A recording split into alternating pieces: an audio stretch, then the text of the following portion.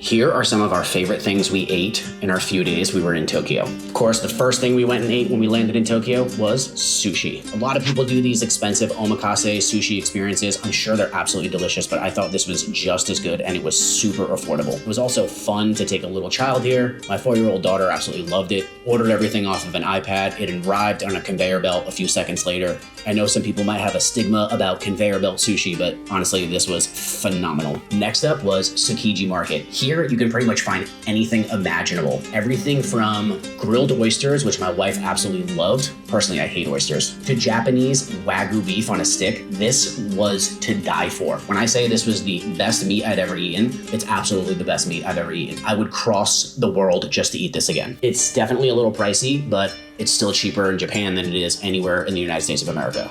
This is a must try if you're coming to Japan. We also tried some tomagoyaki. Basically, it's some fluffy eggs on a stick. I personally don't like eggs, but I gave it a try anyway. Personally, I enjoyed watching them make it a little bit more than I enjoyed eating it. Another thing I think is a must-do for dinner is one of these Japanese barbecue places where you sit at a table, you get the grill right in front of you, you order your Wagyu beef, and you just grill it right there. I won't even attempt to say the name of the place, but here's a clip so you can write the name down yourself. It was located in Ginza, which is where we stayed, so it was just a little walk from our hotel. You can find several of these all over the city. I even think some of them are all you can eat for a certain price. If you love matcha, head to Yanagi Chaya in Asakusa. This is right near the temple, so if you're in that area and you're visiting the temple, it's just a few blocks away. Here we tried some matcha kakigori, which is shaved ice, and also some matcha tiramisu, which was absolutely dynamite. I'm not a huge matcha fan, but I really enjoyed both of these. It's a small little cafe, so you might have to wait a few minutes to get an open table, but it was definitely worth it. Also a must try is one of these Wagyu katsu sandwiches. One of my favorite things I ate in Japan was katsudon, specifically at this place called Ginza Barin. Now, when we got there was already a small line, but within about 5 minutes, there was a massive line going all the way up the stairs and out the door. It's not a very big place. We went there for a late lunch and it was absolutely fire. Crispy pork over some delicious rice with some eggs. I loved it. My wife loved it. My kid loved it. It literally turned my afternoon around. Something about this katsudon just gave me a boost of energy. Maybe it was just the beer. I don't know, but it was friggin' delicious.